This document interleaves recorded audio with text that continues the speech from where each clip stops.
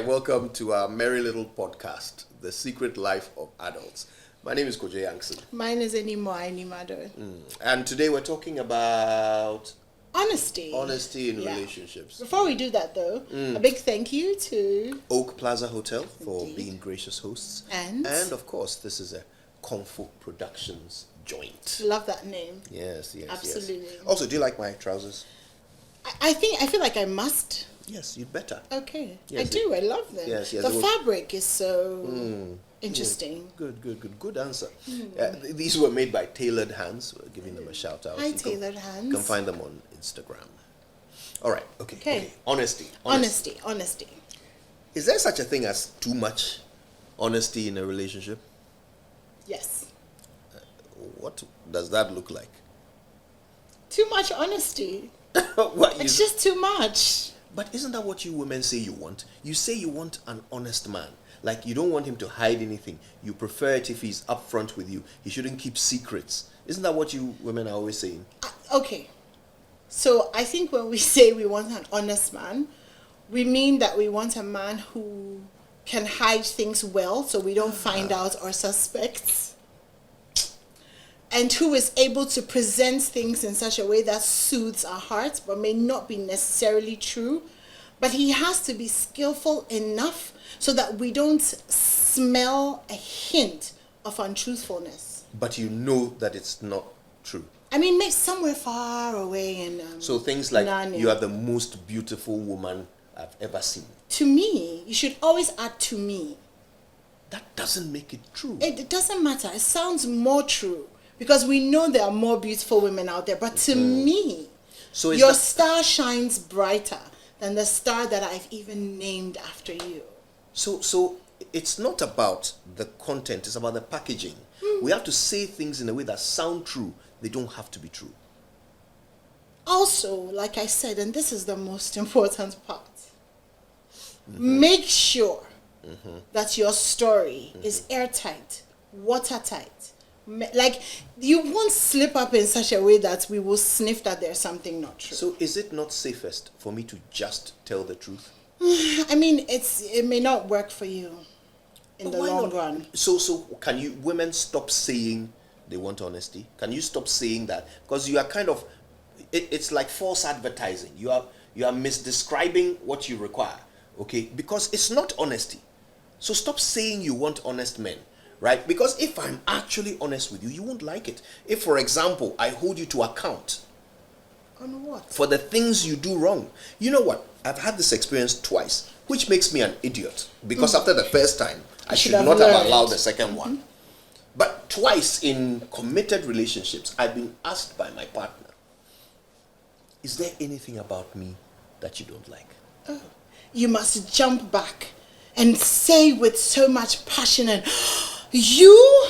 No! All your imperfections just make you perfect. Even that is an admission that there are imperfections. Yes, but then it's nice. Are you now coming to tell your stomach is a little bit too big? You can stand to lose some weight. I don't like your shoes. I think your hair is funny.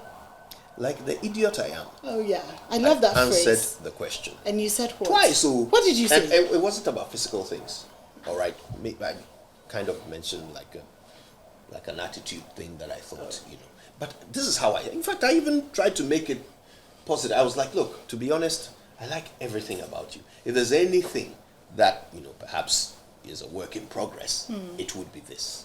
Right. And then when I finished saying that, I was like, but everything else about you, I love. So this is me thinking I've done build, brick, build, and I've done it well, and it's, and she then proceeded to spend the next 1 hour telling me with tears, why the thing that I'm complaining about is my fault. Of course. I am the one that causes her to do it. To be exactly, action and reaction are equal.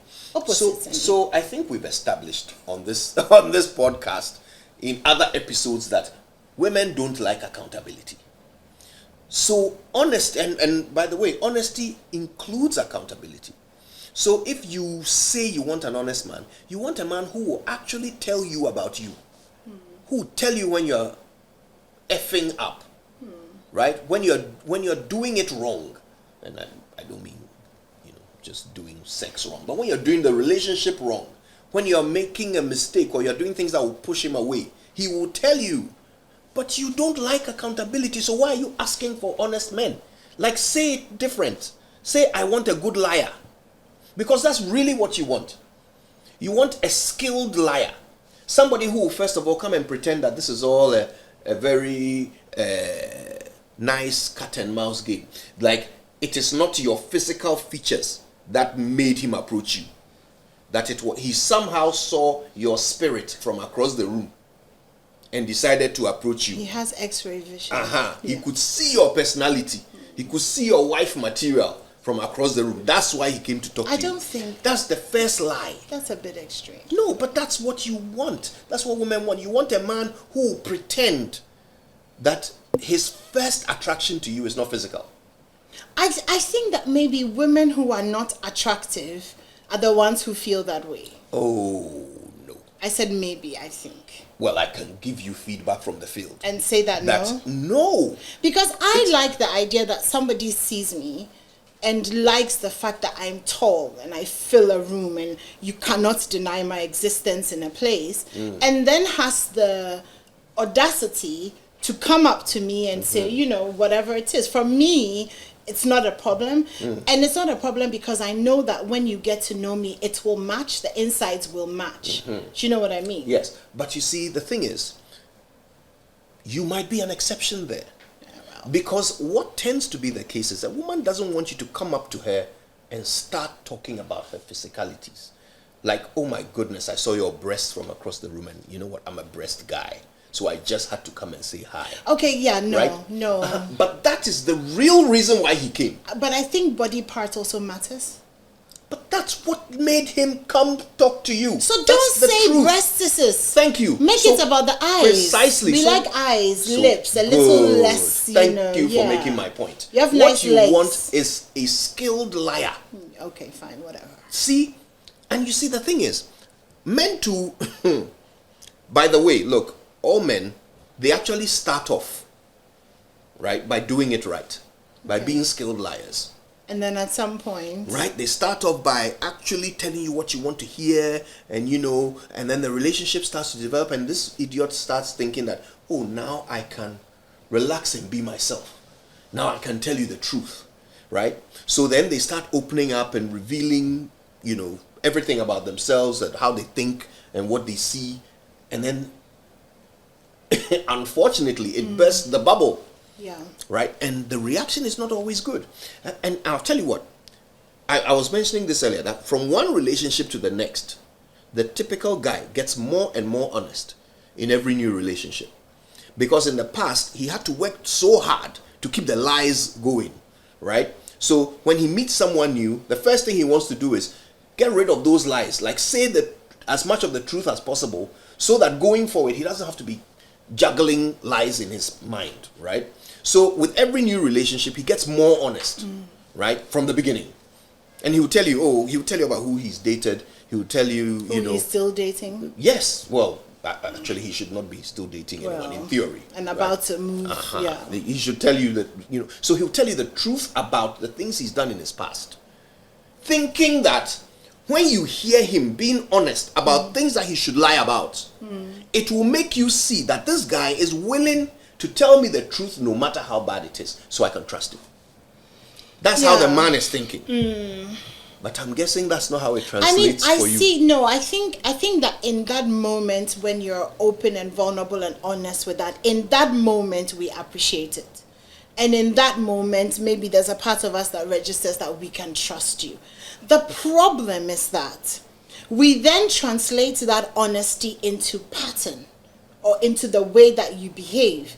Because we're also kind of taught that you're not the exception to the rule. So the way that he's been is the way that he will be with you. So even though you should feel like, oh, I trust you more because you opened up, it's more of like, okay, this is how you are. Therefore, if I suspect something, then it's probably as it has been. So it actually then takes a lot of faith to say, and I think that the thing that would actually really help is if men maybe said, and maybe if this was true, they said that this is how I have been in the past, but I feel like it's different with you. But that's actually what they say. That's it, to be honest. Well, maybe I don't should say use my it. my own experience. If I'm telling you about my past, it's because I'm trying to let you know that suddenly, with you, I don't feel the need to do those things anymore. But our right? translation is not that you don't feel the need to do it anymore per se, as much as it is I'm letting you know who I am, so that you know that this is who I am. You see, it's two ways. It's either I'm telling you that, okay, so I tell you that, oh, Kojo, I used to be a thief. It's two things. It's either, okay, you're telling me you're not a thief anymore, or you're telling me that there's the tendency for you to be a thief. So I am on guard that you may become a thief again while hoping that it is a thing of the past. And that fear is very real. So I get the point you're making, that you shouldn't leave it open-ended. You should explain why you are telling them these things. Yeah. I have to say that, speaking for myself, I explain why. Okay. If I'm telling you about my past, I'm telling you this because I want you to know that I've done things I'm not proud of. And I make it quite clear that this thing I did, I'm not proud of it. Okay. This thing I did, I'm not proud of it. I wish I hadn't done that. I wish I had behaved better in this relationship. But that's what I did and it didn't work. So I'm being honest with you. I want you to understand that I've learned from that. So going forward, I don't do that anymore. Okay. Right? I try to be clear. Okay. Maybe most men are not. But, well, the thing is, even after I've done that, I become the suspect going forward. So anytime something happens, it's like she's thinking of what I did in the past and thinking, well, he's this likely past to do is the an same indication again. of the future. So it's like, okay, patterns. This is who he is. So in reality, it's just not smart to be honest with a woman. But the thing is, and if she finds out by herself, then it's even worse. So either ways, you won't win, basically. So what's the point of this? Then it's better for me to just put my effort into lying, because first of all, you've made it quite clear that you do want lies. I don't like it when you say it like that. But that's what look, I'm not alone in this room. Have we not understood from what Animwaa said that women actually want a skillful liar? Some women. I don't I want women don't know which cross to section you're come trying for to me. eliminate I don't from know this. which women will come for me. I suspect that they will relate to what you're saying. You know, because I mean that seems to be the experience out there. Yeah, okay. Yeah, I mean, they don't want you to come and tell them that, my goodness, your ass is phenomenal. Can I ask your name? They don't want you to say that, right? Maybe later. But not to lead with. But the truth is, that's the only thing that made me come and talk to you. I couldn't see, I couldn't see your intellect, good cooking, your sparkle, or your intelligence. okay. I couldn't see that from across the room. Oh, so then don't say it. It's fine. So why am I talking to you? It's fine. Why did I come to talk to you? Because you caught. How about you say something like, you caught my attention, or lie and say, oh, I heard you laugh. So these are the things, yeah, right? We're We're understanding that. So really, it looks like the cheat code here is, and cheat code is pun intended, is lie. I don't Lie. Don't tell the truth about what is actually going on in your mind. Wow. Because they don't want to hear that. What they want is for you to say something that validates their own view of themselves. Okay, Kojo. Like, enter their world, their reality. Are you done with your sermonette? I had more, but well, thankfully, you're done. So let's talk about honesty on another level. Okay, when you meet someone and you love them, honesty is scary. Honesty is very scary. Honesty requires you to look at yourself in a way that you may not be ready to. So there's also a certain group of women who have done the work. So they've done the trauma healing, they've done the self-awareness, and they're able to relate when you point out a flaw in them because it's something they're familiar with. There is those kind of, I mean, it's not as if I'm kind of skimming the surface on the generality, but there are also women who like that. You know, you're in a relationship with someone, you want them to be able to say, I don't enjoy having sex with you all the time because maybe after your period you smell a bit funny. Do you know what I mean? For somebody, that may be a thing that will cause insecurity, and she may say, okay, I don't want to sleep with you because she hasn't met herself at that level. But if you have met yourself at that level, then you appreciate somebody who's pointing out something to you that is fundamental to the relationship working. So there is that. There's women who want you to come and say, I am tempted by another woman, so how do we manage this? And it's nice. That's the ideal. But there's pain with that kind of honesty. I don't want to hear you tell me that, you have feelings for someone else, even though you're telling me to protect the integrity of our relationship.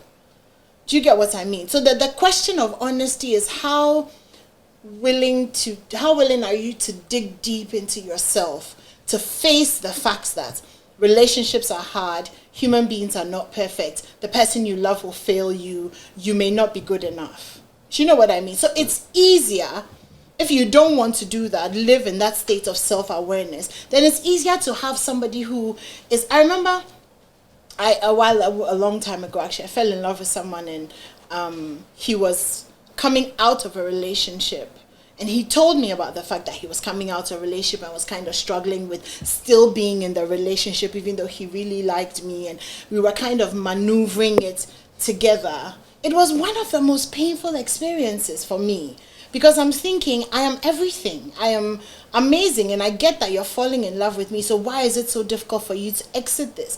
Do I appreciate the fact that he told me? I don't know. Maybe if he hadn't and I didn't know about it, I would have enjoyed the falling in love process. Did it make me think that he could possibly do that with me, be with me and be trying to, start a relationship with someone else? Yes, definitely.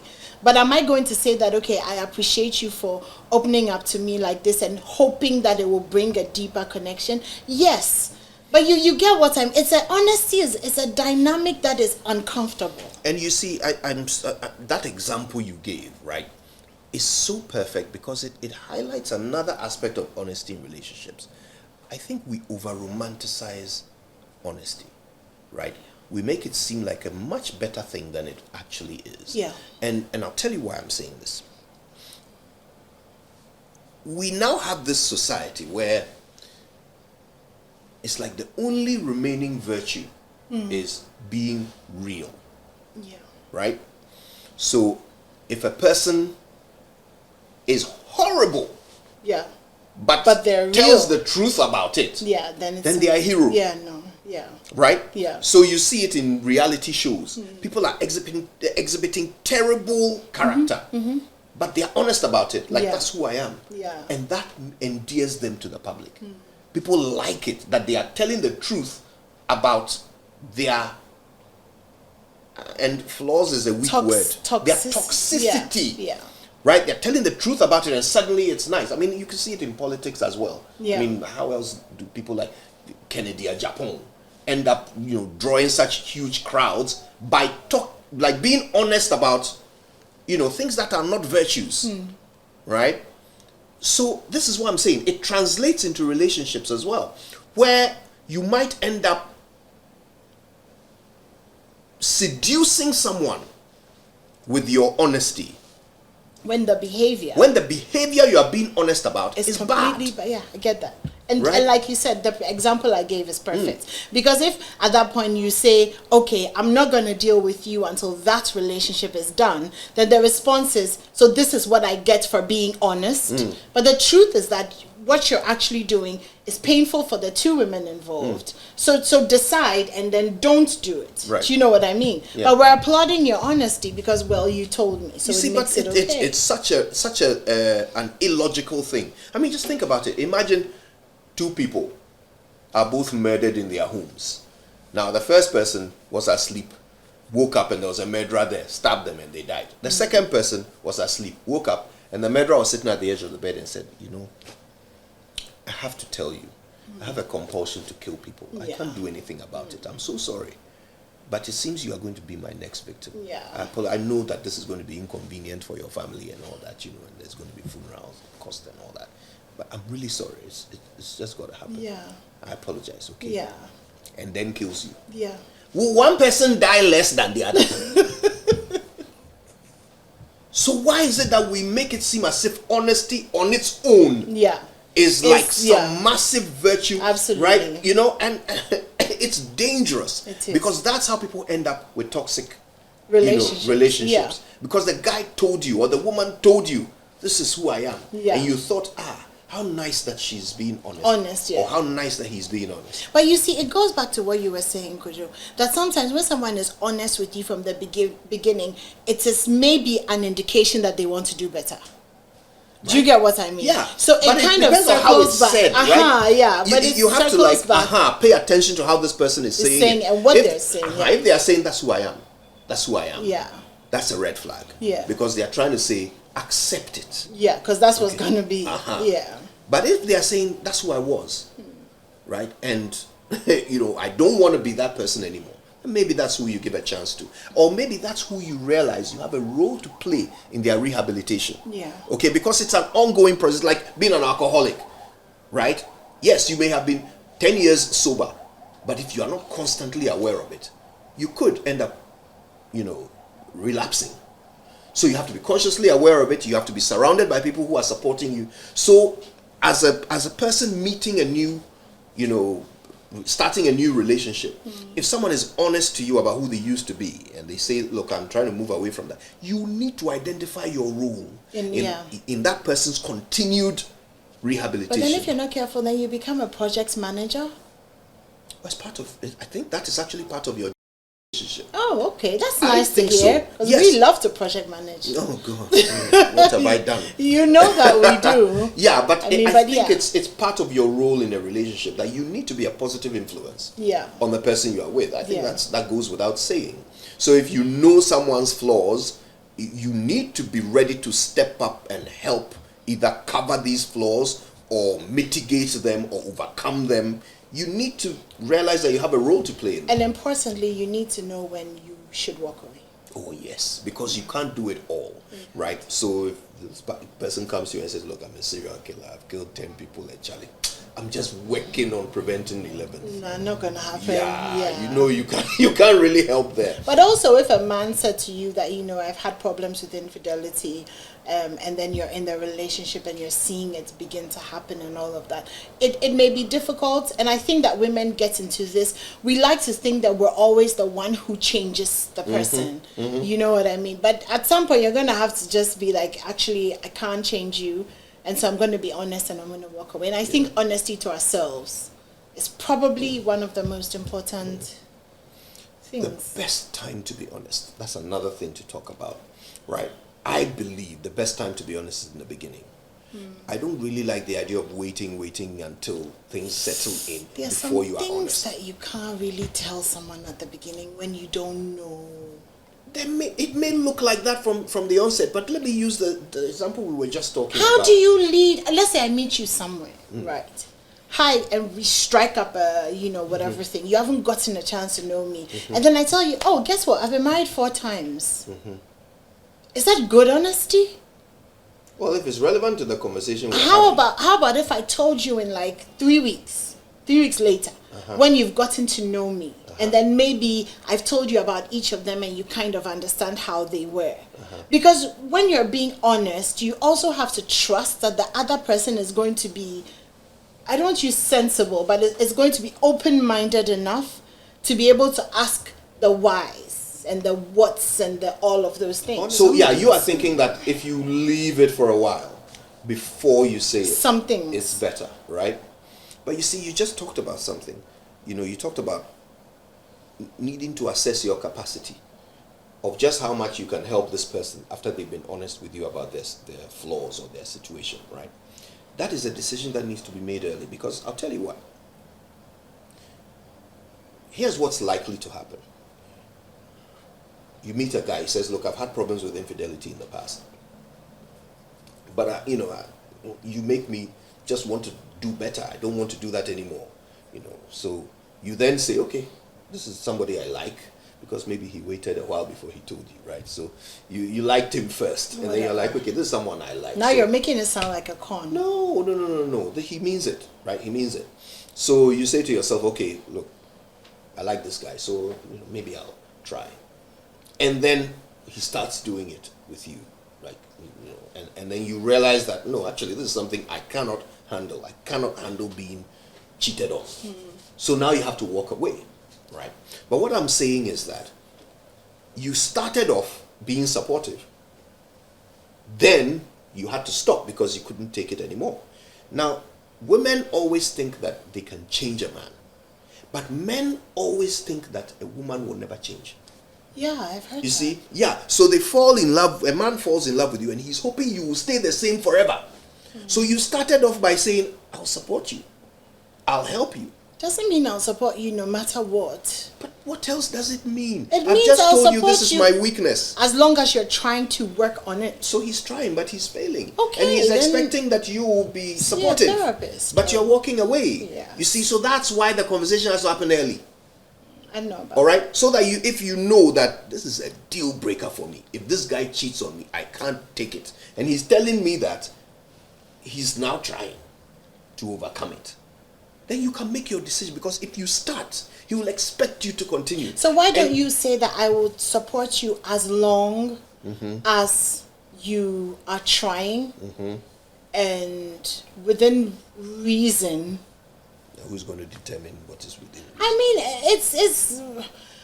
I think it's a whole different conversation about cheating. But I mean, when you talk to most women, there's cheating that's forgivable, and then there's cheating that's unforgivable. But I feel like that's completely different. Another podcast for another day. Another podcast for another day. So maybe infidelity is not the best example here. But I think when a woman says I'll support you, she's saying that I'll support your efforts. But then, Kojo, do you also say that because I said I'll support you at the beginning, I should be hurt over and over and over again just because I said I'll support you? Not at all. The more reason why the conversation should happen earlier, if you ask me. You see, because it's not fair to make someone commit to constantly supporting and forgiving something that you really are not yet ready to stop. So when you guys ask for the support in the bad behavior that you're trying to change, do you really hope that we will support you like till the end? Here's the problem with honesty. It's situational. Honesty is situational. So 99% of the time, when a man is saying, I will never do that again, he means it. In the moment. He absolutely means it. Right? Yes. And it covers everything. Beyond infidelity, honest, yeah. whatever it is. He actually means it because he doesn't want to lose you, and he's willing to do whatever it takes not to put you in that situation of pain ever again. He means it. And if he means it, then he deserves a chance. Yeah. I think that's fair. Fair enough.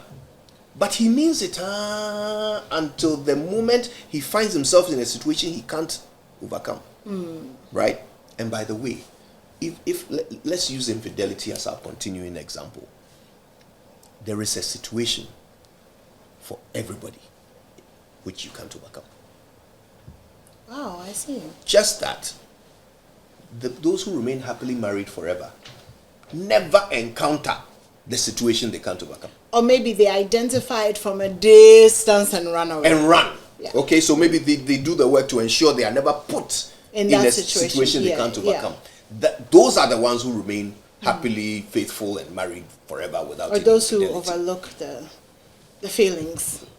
No, we're talking about those who don't. Okay, fail. Honesty. Those who don't fail. Those who don't fail. This is what makes them not fail. The fact that they never put themselves in the situation they can't overcome. I met a man once. I will never forget him. Absolutely amazing guy. I met him, we had a conversation, and he said to me, he was married. He said to me, I could fall in love with you, but I want to teach my children that it's still possible to be faithful and to be a good father, so I'm never going to speak to you again. Or like in the moment of meeting it. And that was it. He was gone. He was gone. Like I was blocked, hadn't done anything. I was blocked everywhere till today. And you can't stop thinking about it. No. Of course, I don't think about him. But in moments like this, I remember. And I admire that. That you can see something that could destroy your 80. You could see a 20 that could destroy your 80. And you say, I'm going to not, And But we like to play with fire. Yeah. We like to play with fire and feel like, oh, we won't get burned. I'm just going to go a little. And then by the time you realize you are inside the soup and the food. So I was going to say, I mean, the men, or even the women who, exercise that level of self-control and restraint are in the minority. Minority. Yes. Most of us have an over-bloated sense of our own abilities. Yeah. We all think we are Job. We all think we are Job. We can resist. Withstand and resist. No, you can't. But eventually, most of us will actually curse God and die. It's like me and cheesecake. If I'm not going to eat, it's true, Kojo. There's this place in East Legon that I get cheesecake from. If this week I'm on a diet, I will not go to East Legon. I won't say, I'm going to East Legon, but I won't go there. No, I won't go to East Legon. So from the house, it's a different route. So that, by mistake, then you know what I mean. Because the minute you're in East Legon, you will give yourself 101 reasons why you can have a little. So that's self-control. And that puts you in the minority. This is something we need to be aware of in our relationships, right? That the people who can on their own withstand temptation are in the minority. Yeah. That most of us need help. Most of us. That's why accountability is precisely important. Do you believe in sharing your live location? Well, that's also, I don't know, it seems to be a thing. I'm watching a lot of TikTok videos and stuff, and it looks like in the US and places like that, sharing your live location with your partner is normal. So, they'll say, he's tripping, he's turned off his location and da-da-da. And I'm thinking, is this a thing? Like, would it help in terms of accountability and honesty if you and I were together and let's say I was leaving the house and my live location is on for 8 hours? So at any point in time, the where are you call doesn't have to come through because it's really just, ping, ping. There you are. This is a very controversial one to end on. Let me tell you my answer as briefly as I can.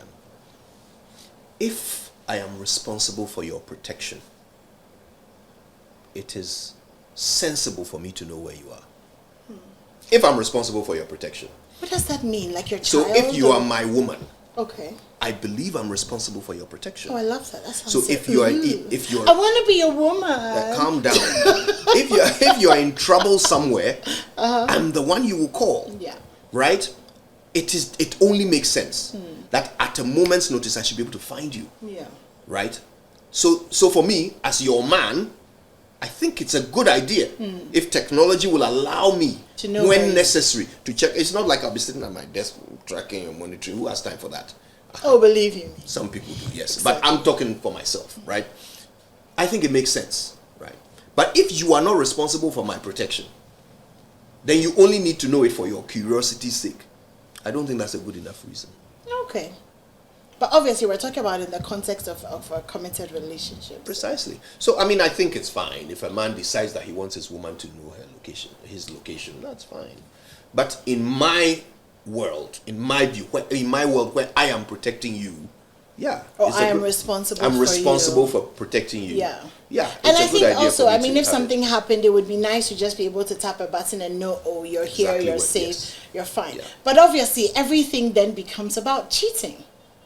Exactly. That's our biggest fear and insecurity. Why are we afraid of cheating? I think we should talk about cheating on the next. And on that note, thanks for watching. That's it, yeah. See, 1, 2, 3, 4. Let's give us something to talk about.